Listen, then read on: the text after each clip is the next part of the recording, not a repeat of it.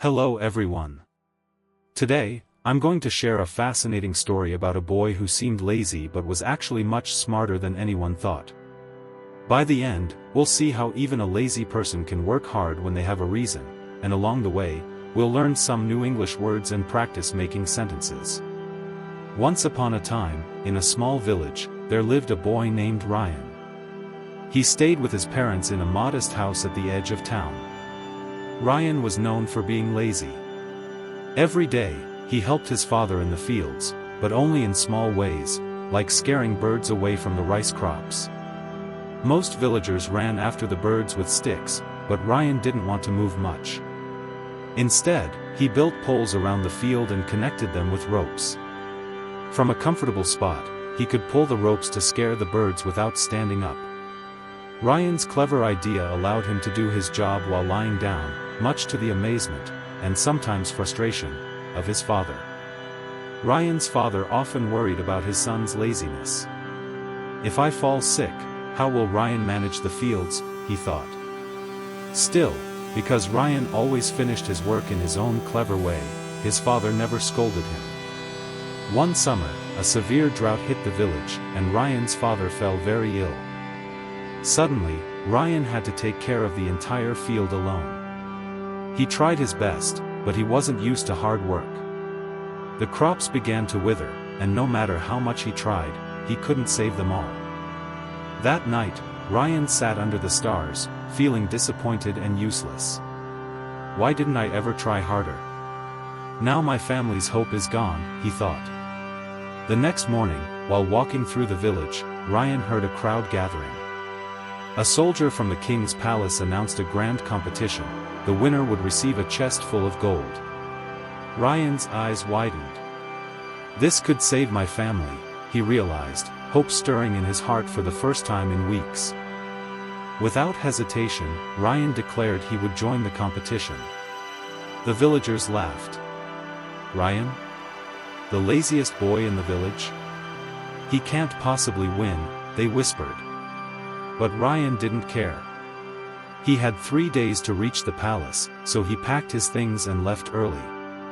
His parents didn't believe he could win, but they hoped this experience would inspire him to work harder. After 3 days of travel, the competition began near a large lake.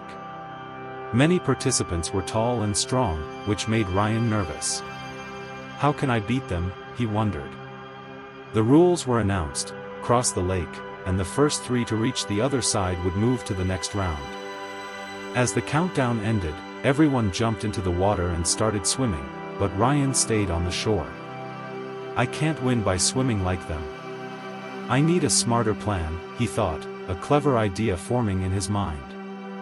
Ryan ran into the nearby forest and gathered broken branches and vines. In no time, he built a small raft and found a flat piece of wood to use as a paddle. This is a race to cross the lake, not a swimming contest. I may not be strong, but I can be smart, he thought. While the other contestants struggled and grew tired from swimming, Ryan paddled steadily. His raft moved slowly but efficiently, allowing him to pass several swimmers. By the time he reached the other side, Ryan had finished third, qualifying for the next round.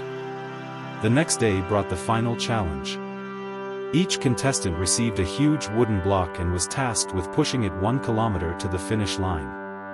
Behind them, a row of tools was provided, but they could choose only one. The first contestant grabbed a rope, the second a wooden lever, and began straining with brute strength. Ryan, however, paused to think. I can't win with muscles alone. I need a smart solution, he said to himself, carefully studying the tools and the block before making his move. I need to be smarter, not stronger, Ryan reminded himself. He picked up a small knife, surprising the crowd. How can a knife help move such a huge block?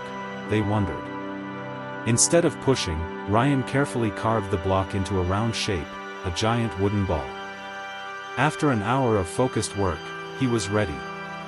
Unlike the others struggling with their heavy blocks, Ryan could roll his ball smoothly and easily.